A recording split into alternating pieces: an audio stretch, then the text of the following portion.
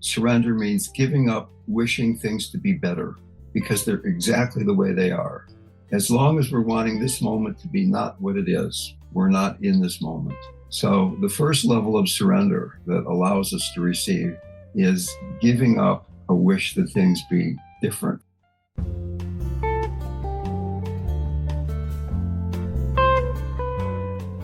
Welcome to Dale Borglum's Healing at the Edge. We are very happy to share with you Dale's profound insight and open heart. Please go to BeHereNowNetwork.com/Dale to support this podcast. So today, I would like to talk about receiving love. Very often, when we talk about spiritual practice, we think about doing. I'm doing this, I'm cultivating compassion, I'm cultivating love, I'm cultivating kindness. But the more I practice, the more I stumble down this path, the more I find that it is really about opening up, surrendering, and receiving. A couple of days ago, I did receive an email from one of our group members who doesn't actually seem to be here right now. He or she is in a very different time zone. But I'd like to read you the email. This person lives in Turkey. It's been a devastating week after the earthquake in Turkey. The whole country has been collapsing already. Political oppression, horrible economic crisis, and then this. We are mourning a huge loss. I've been to India many times. I've witnessed the suffering of poverty, disease, and death over there, but not this much darkness and fear. Such hopelessness. All the sadhana that I have been devoting my life to gives me just a thin line of support, but I'm feeling weak and depressed, so it creates guilt as well. 41,000 plus people have died. 87,000 people have been injured. The mind really cannot take in the enormity of the suffering. I'd like to read a quote from an old acquaintance of mine, Pirvalai Khan, the wonderful Sufi teacher. Like the mother of the world who carries the pain of the world in her heart, each one of us is part of her heart, and therefore each one of us is endowed with a certain measure of cosmic pain. You are sharing in that pain and are called upon to meet it in joy rather than self-pity. The secret, open your heart as a vehicle to transform cosmic suffering into joy. The Tibetan Buddhists talk about compassion being a combination of sadness and joy. A sadness that there is suffering, that people are dying in earthquakes, that people are dying from COVID, that people are dying in war, and yet a joy that the heart is open. And what we will explore today then is, given the enormity of what's going on in the world, certainly if we open up to that, we will feel sadness. At the same time, can we begin to also rest in the joy that transcends happiness and sadness? Can we find an open-heartedness? Can we receive a depth, an expansive love, of compassion that is always present, that will allow us to feel a joy even though all those events that are causing us so much sadness are still happening in the world? Let me read another quote, Psalm 4 from the Old Testament version by Stephen Mitchell. Even in the midst of great pain, Lord, I praise you for that which is. I will not refuse this grief or close myself to this anguish. Let the shallow pray for ease. Comfort us, shield us from sorrow. I pray for whatever you send me, and I ask to receive it as your gift.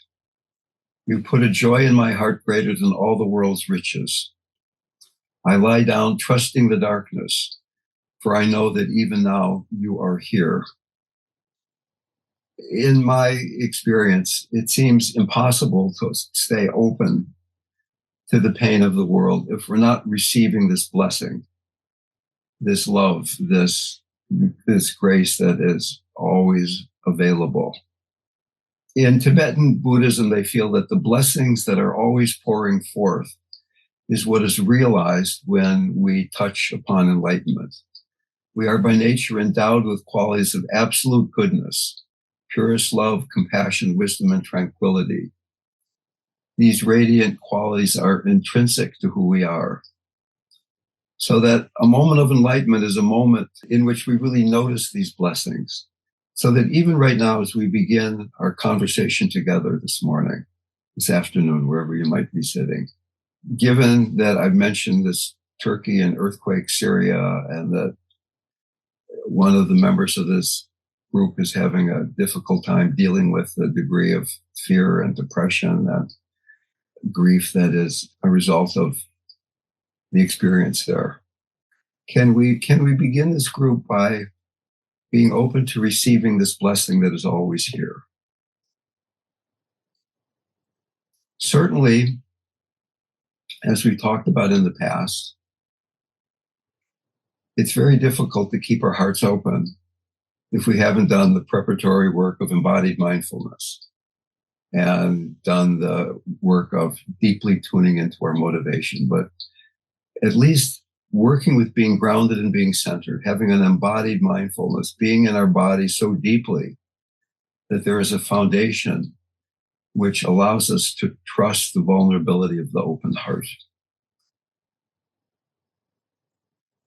When we haven't dealt with the fear, the guilt, and the shame that are the emotions arising when the lower chakras that support the open heart chakra haven't been worked with to a certain depth, there will be grief, fear, and shame that make it very difficult to keep the heart open, to have the faith that we can surrender into the next moment. It's easy for me to say that, but people are addicted to suffering. We're addicted to suffering because it's so familiar. Gurdjieff said the first thing you have to do on the spiritual path is to let go of your identification with your suffering. Suffering is there, but is it your suffering or is it the suffering? Can we let go of addiction to suffering? Can we open our hearts in compassion and love to that suffering? Talking about this notion of surrender from the various levels of practice, surrender is experienced differently. From the initial vipassana stage, mindfulness stage, surrender means giving up wishing things to be better because they're exactly the way they are. As long as we're wanting this moment to be not what it is, we're not in this moment. So the first level of surrender that allows us to receive is giving up a wish that things be different, feeling a moment-to-moment hopelessness that doesn't prevent hoping things are going to be better in the future. And then the next level of surrender is giving up practicing for ourselves. We're surrendering, I've got to do this for me, but we're now doing it for everybody. We're meditating, we're praying, we're opening our hearts for all sentient beings. And finally, we're practicing to give up our identity, that I'm not a separate person.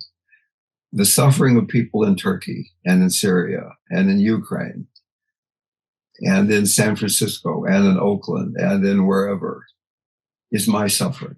It's not your suffering or my suffering, it's the suffering that we share that. A John O'Donoghue poem segment. You have been forced to enter empty time. The desire that drove you has relinquished. There is nothing else to do now but rest and patiently learn to receive the self that you have forsaken in the race of days. There's nothing else to do now but rest and patiently learn to receive the self, to receive the blessing that is always here. And Hafiz says, I wish I could show you when you are lonely or in darkness, the astonishing light of your own being. I wish I could show you when you are lonely or in darkness, the astonishing light of your own being. So when I think about receiving love, I thought of four things. that we receive it from God, which for me is the easiest way to do this, the most available, receiving it from myself, receiving it from other people, and receiving it from the earth. Albert Einstein says, and today is chock full of quotes, isn't it? 100 times a day, I remind myself that my inner and outer life depend on the labors of other people, living and dead, and that I must exert myself in order to give in the full measure I have received and am still receiving. Every moment we're receiving from others. The technology that's allowing us to communicate here has been developed by so many other people. Receiving love from ourselves. Maybe that's a lot harder than receiving it from God. When we talk about receiving love from God, Maharaji says, I am always in communion with you. Just imagine right now that in this moment and the next moment and later on tonight when you wake up in the middle of the night and what's going on, the perfect emanation of God is with you in that moment, and that can be received. There's a sense of richness, a sense of wholeness, abundance, that we're not living a life of poverty and need and inadequacy, like that Hafiz poem where he wants to show us the astonishing light of our own being. Can we begin to receive that blessing? And I really get that saying to our group member who's living in Turkey that in spite of this catastrophe, in spite of this tragedy, that there's death and suffering all around, that there's also this blessing.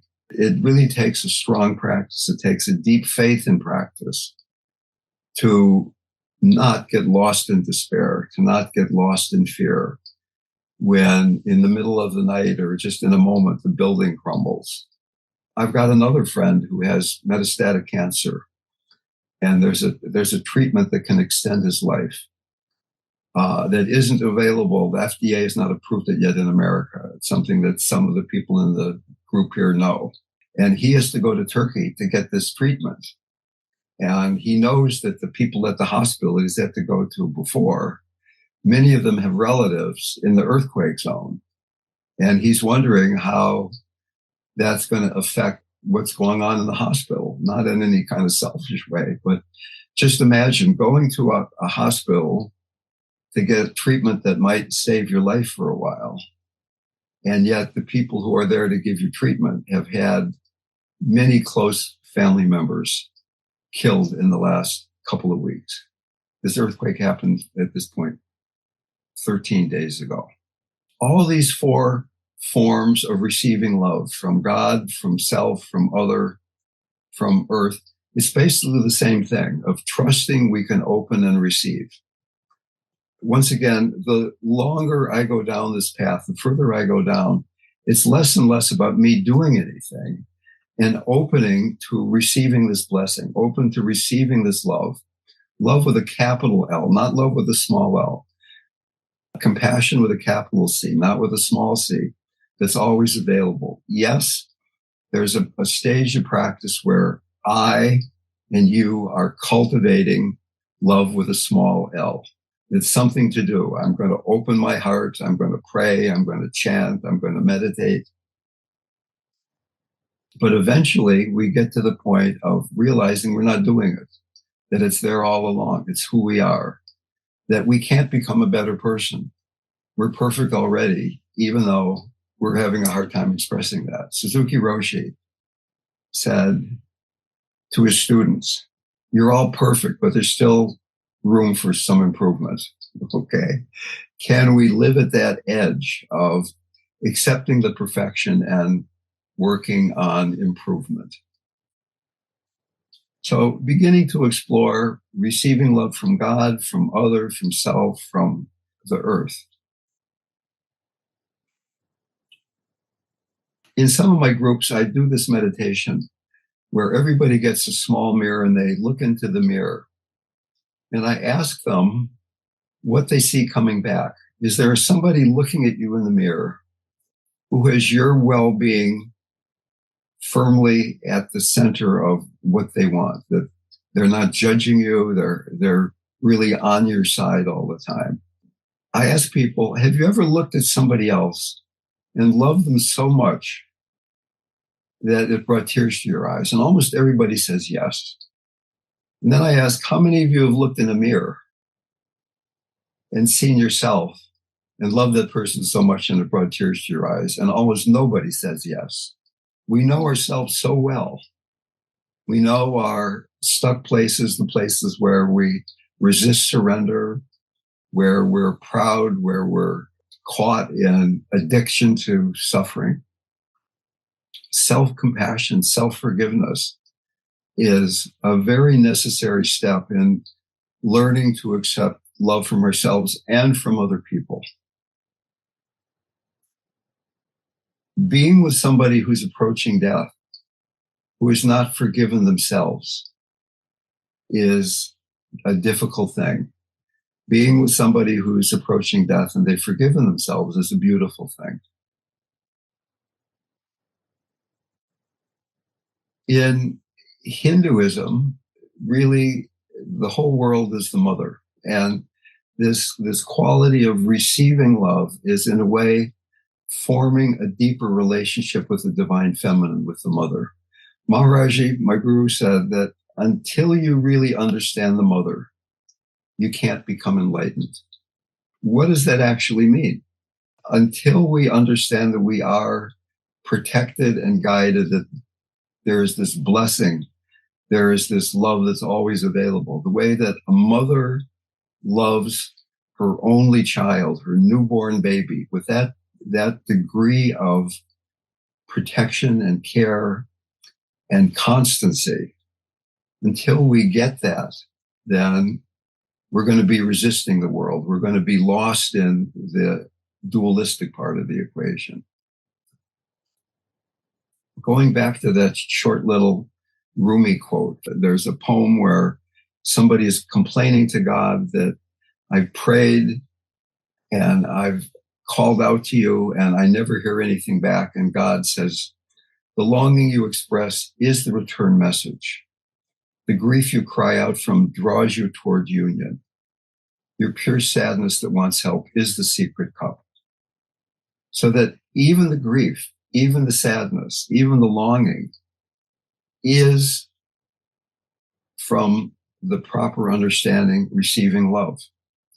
There is nothing that is not receiving love from God, from the universe, from Buddha nature, from self, whatever we want to call that, when we get beyond relative reflexive thinking. To really be able to receive this, we have to believe that we're worthy of receiving this. We know how to cultivate receiving it. We have to realize it's available now and that it's available in the first place. So right now, do you believe that pure love is available? It's available now, that you're worthy of receiving it and you know how to receive it. Occasionally, we probably put all four of those things together. But is it in fact something that we can surrender into again and again and again?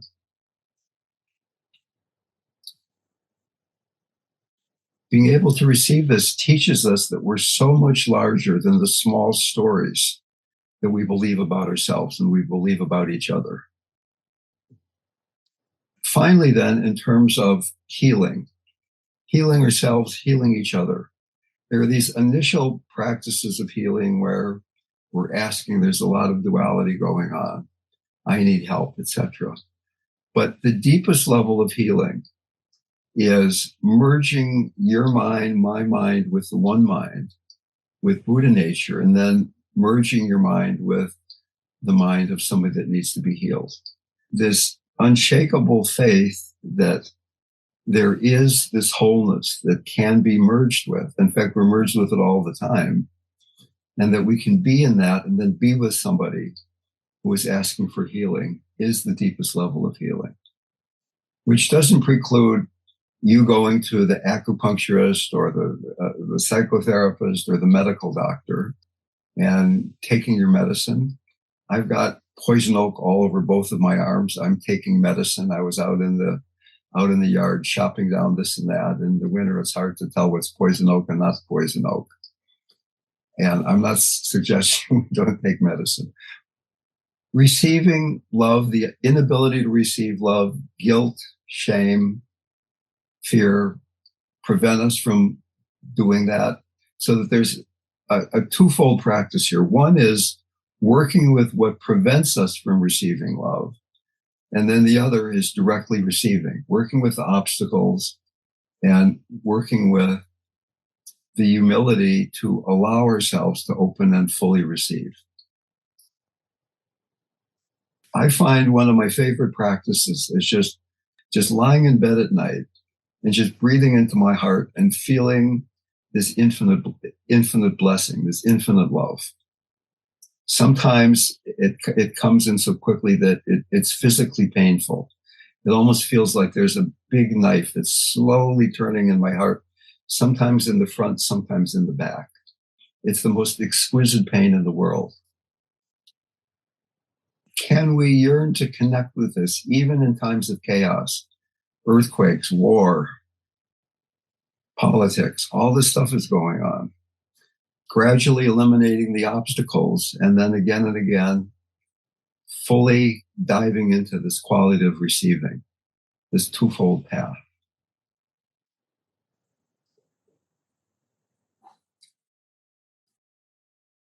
Why don't we have a guided meditation? Please begin by invoking that which you trust, invoking that which does not change, without getting into any arguments with the Buddha in the process.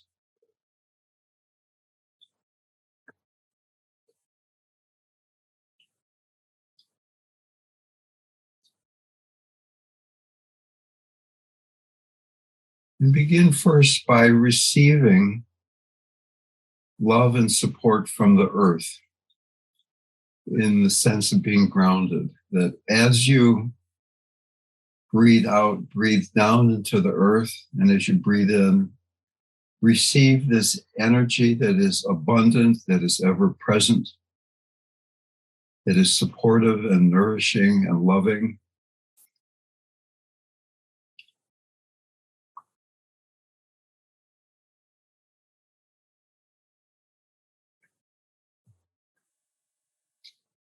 Feeling supported by Mother Earth in the way that a baby feels supported by her mother. Receiving, accepting support, accepting nourishment.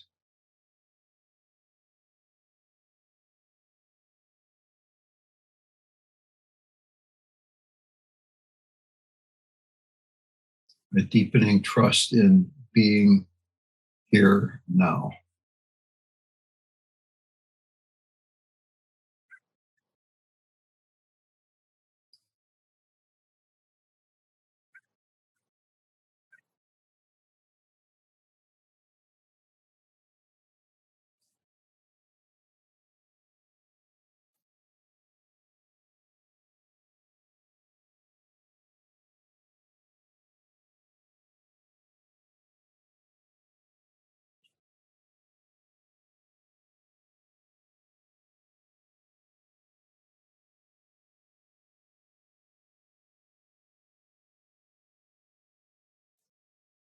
And then receiving love from yourself in the sense of self-forgiveness, self-compassion. Can you say your name, Dale, I forgive you? Dale, I love you, whatever your name is. Feel what it would be like if you really meant that. Imagine that feeling.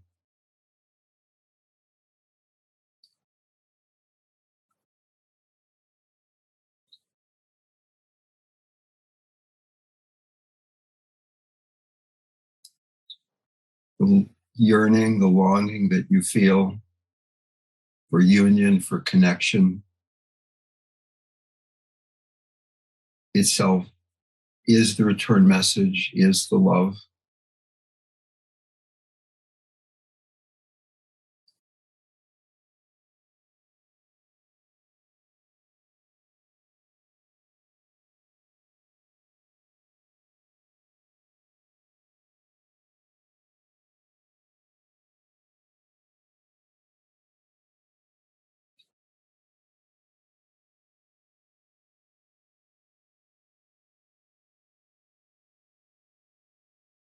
self-forgiveness, self-compassion.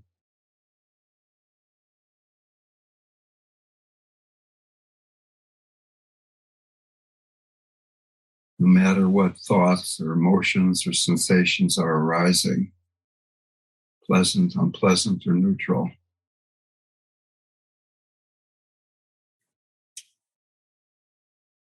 You can be kind to yourself, show mercy, tenderness,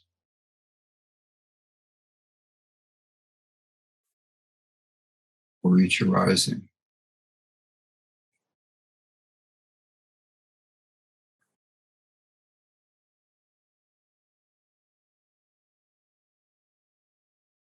If you notice any judgment, any self-criticism, come back to being present through your heart. Just that simple moment of knowing you've been lost in the mind. Let that be the inspiration to forgive. To come back to a heartfelt relationship with experience, with self.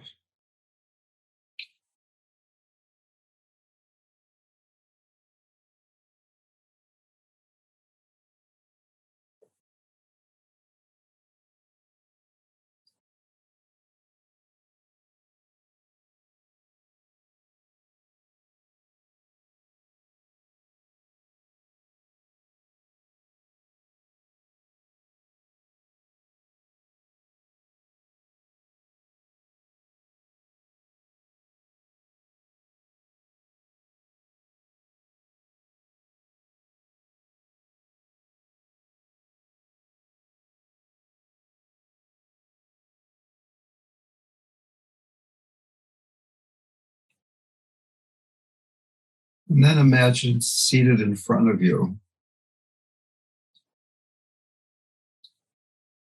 the being who loves you the most. It might be your partner, it might be your pet, it might be your child, it might be your parent.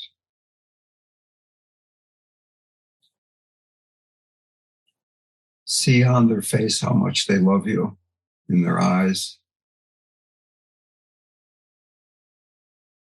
Open yourself to receiving this love.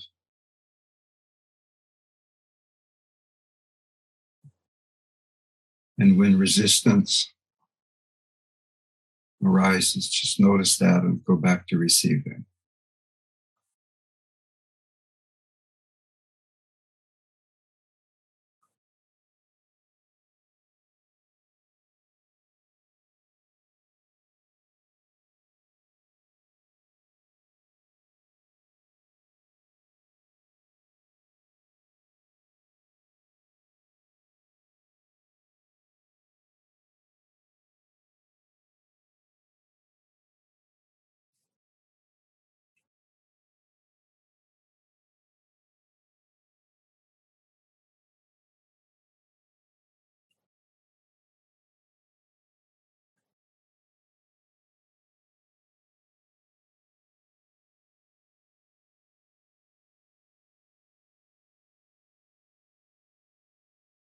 Feeling the love from this being filling your body, every cell of your body, softening your mind, opening your heart.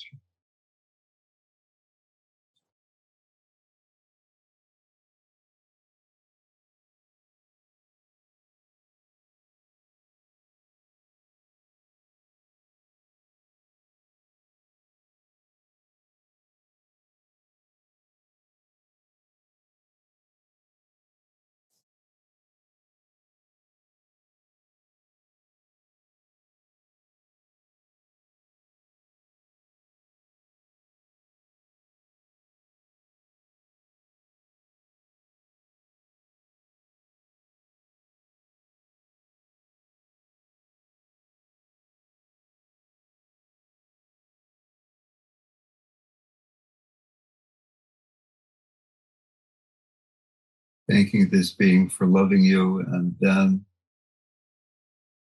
receiving love itself. God is love, the blessing of Buddha, Dharma, Sangha, the blessing of the lineage, love of the Divine Mother.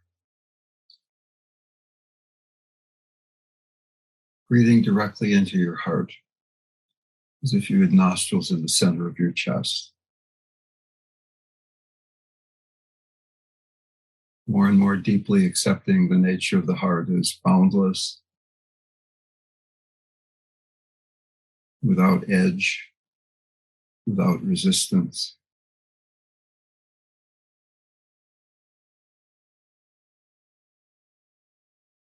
And in fact, the heart is always open, even if we don't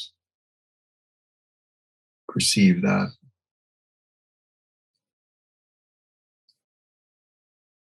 This blessing, available moment to moment.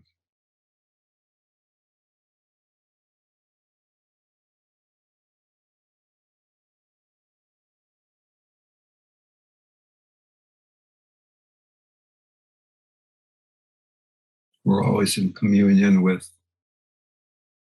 the source of this love, this blessing.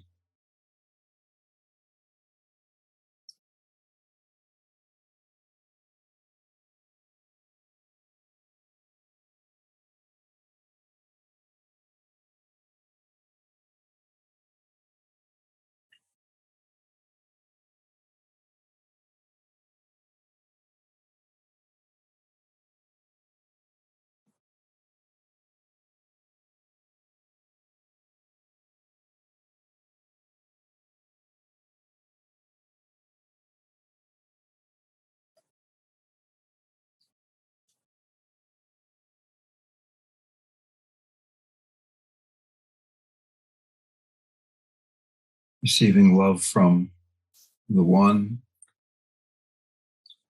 from this person, from ourselves, from the earth. Fundamentally one practice.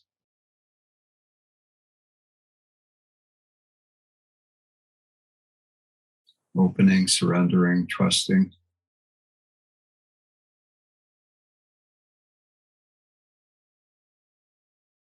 Practicing from a stance of abundance and richness.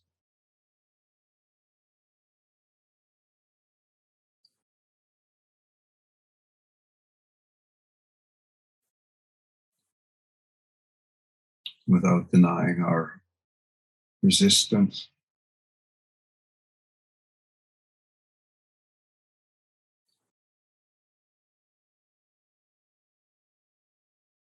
Nothing that arises is not of pure expression of this one source.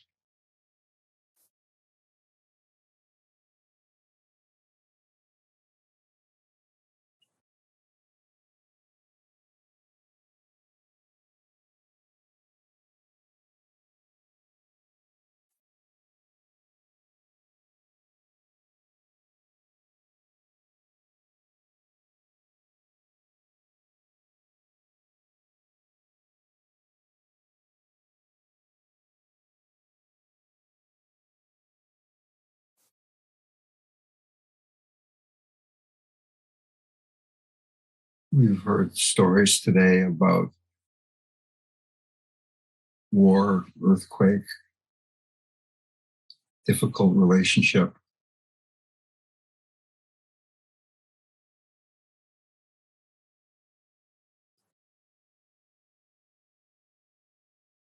Can we essentialize this connection with receiving love so that less and less we get lost in stories of separateness?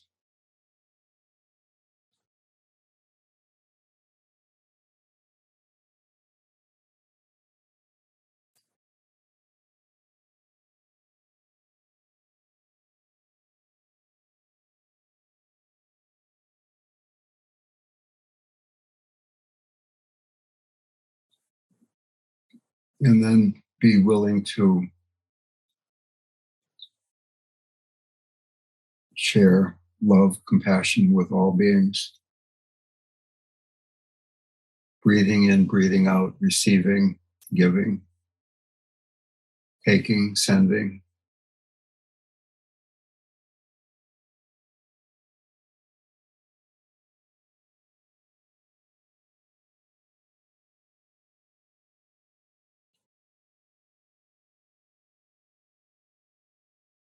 A wish that all beings might rest in this love. That all beings might be free from suffering.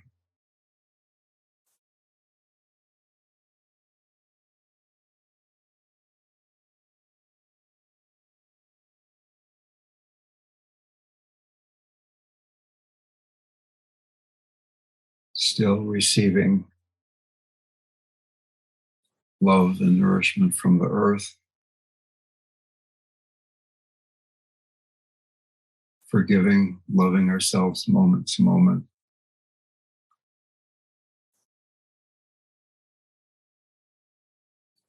Receiving love from those who deeply care for us.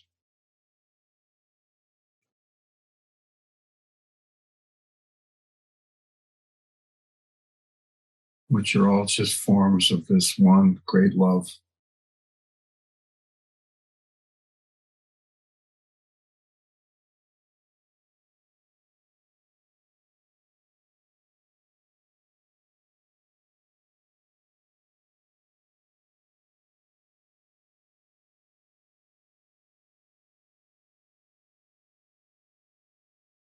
May all beings realize their true nature and receive this blessing moment to moment.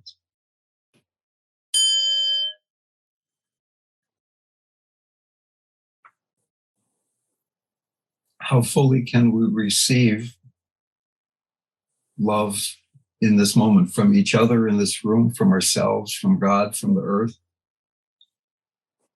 There's a Buddha story where Buddha's attendant and cousin Ananda came to the Buddha and said that the Sangha, the community of seekers, he said, "Oh, Buddha, I've heard that the Sangha is fully half of the spiritual path." And Buddha said, "Oh, no, Ananda, it is all of the path." Receiving the love and the blessing from the people in this room is what allows us to deal with the fear, the guilt, the shame, the anxiety, the narcissism, the cowardice. It's very difficult to do this on your own. There are a few remarkable people who they have a very thin veil. They just fall into the Dharma and everything works. But for most of us, it really requires the support of other beings, the receiving the support of other beings.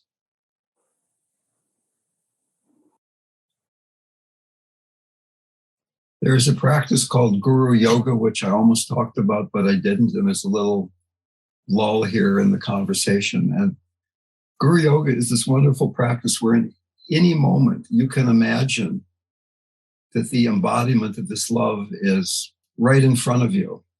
Krishna or Christ or just some generic being of light.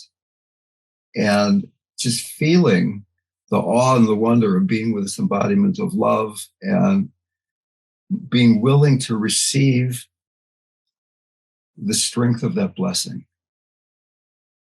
I can present this as a visualization, but at a deeper level, I can present it as this is what's happening in every moment.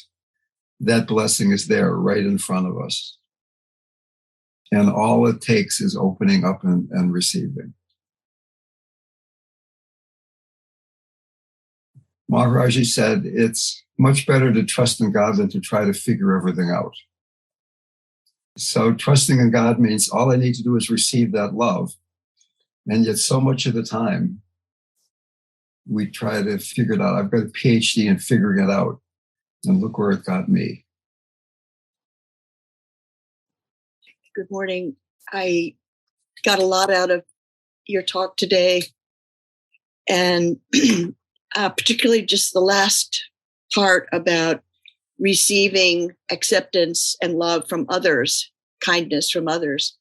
I think for me, that has been one of the more bigger challenges from this pandemic, that I have had some separateness. I mean, many people have had a lot of separateness, but from others, from a very involved life to suddenly being with my cat, which, she has her benefits, but just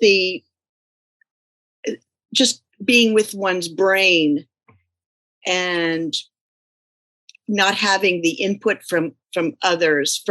I'm so grateful to have discovered you, Dale, and this group, because I feel like I've come up from wherever I was, and I feel acknowledged, and I have something to look forward to. And thank you. You're most welcome. Thank you, Joe. What I found in the beginning of the pandemic, there was so much suffering, so much separation.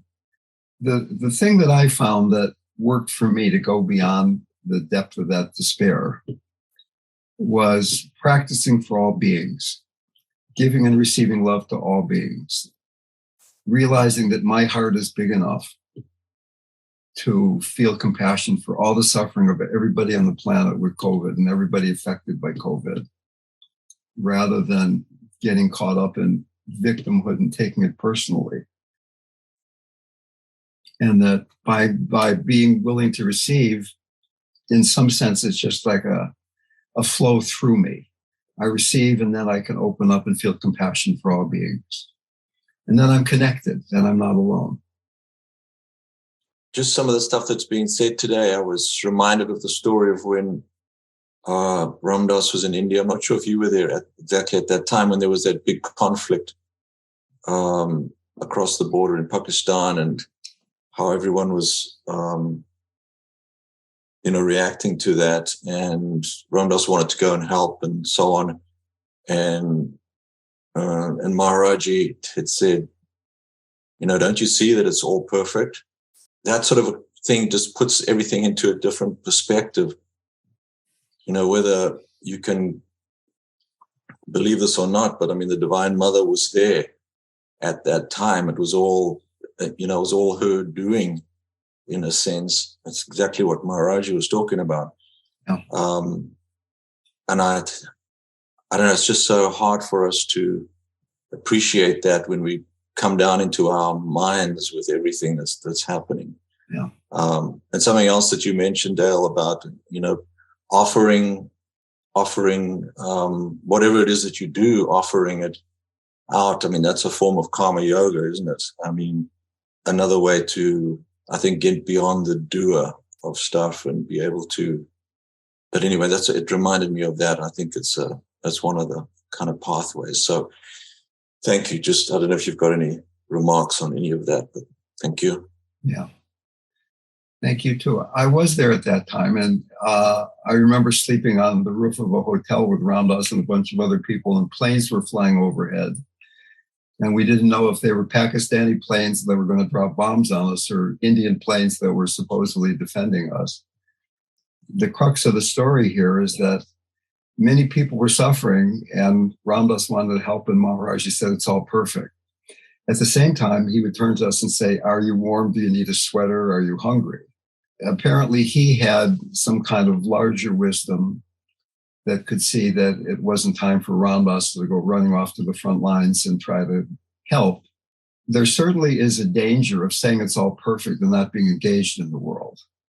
And I just want to make it very clear that Maharaji was all about engagement and service and helping. But when the heart is open enough, then you feel when it's time to help and when helping is doing nothing. I mean, it can be either one. And when I first started working with dying people, my impulse was to help everybody, to run in and try to fix things, to rush in. And in doing that, I think that I slowed down the healing process for people until I started figuring out that there's this very delicate balance between realizing the perfection and being deeply in touch with the human suffering. That the suffering is in the context of the perfection, but without being open to the suffering, the perfection is dry and brittle, if you will. Right. It's that combination of sadness and joy when we feel the suffering.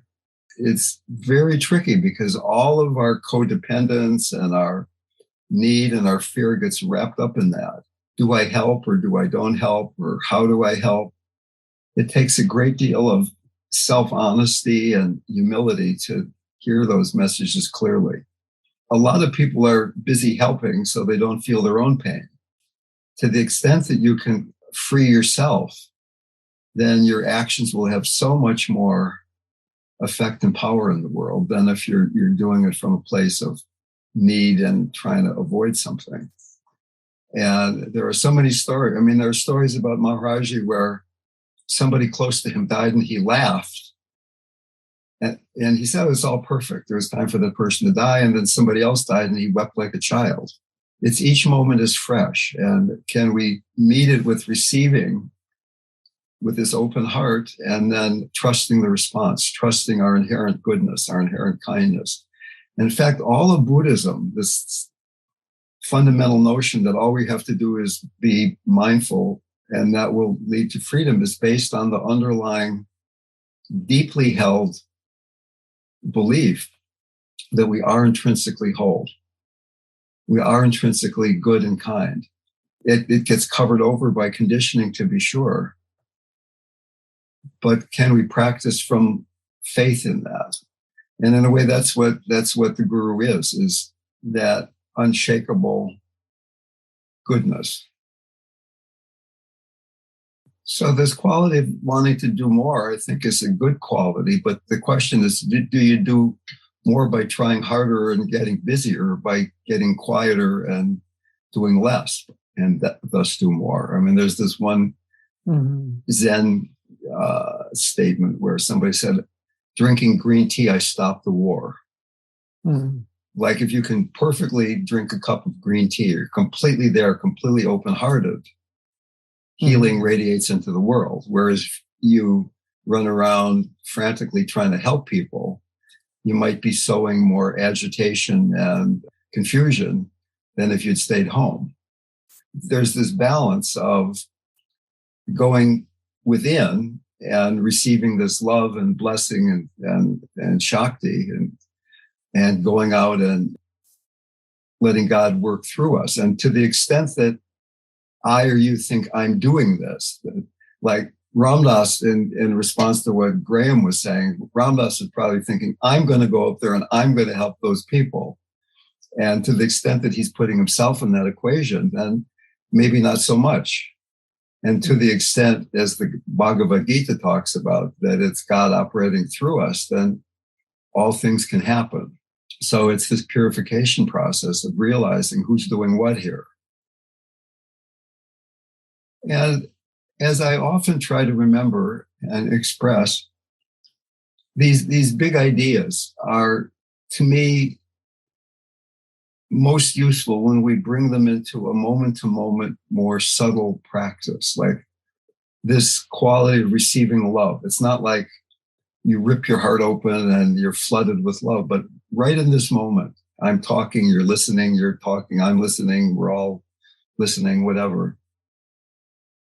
Is there this openness to receive that can be integrated into daily life? Can we begin to bring it into a rather mundane moment like us having this conversation right now? Is there any impediment to you letting all the love in the universe flow through you? Last weekend, I was in a room with 40 people, and it was really a pleasure to actually teach in person again. So I've done these 2 workshops, the first ones in person since COVID began. And as much as I love Zoom and being able to talk to people all over the planet from the comfort of my office, there's also something quite lovely about being in a room with a bunch of other human beings and diving into this stuff together. It is a blessing that COVID is at the stage it is now, and that maybe we've appreciated contact and communion a little bit more, something we took for granted. a long time ago, that the blessing of being with other people, of being loved and supported by people who can touch you is immeasurable, really. So thank you all so very much.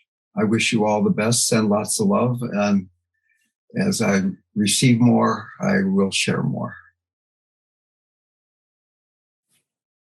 Be well. Thank you so much, everyone, and Dale. Thank you. Thank you, Dale. Thank Thanks, you. everyone. Thank you Art, all. Art, thank you. Thank so you. much for sharing this. Thanks, Dale. Thank you, Dale. Mhm. Thank you, Dale. Thank you. Thank Dale. you. Thank you. Beautiful group of Thank you. people.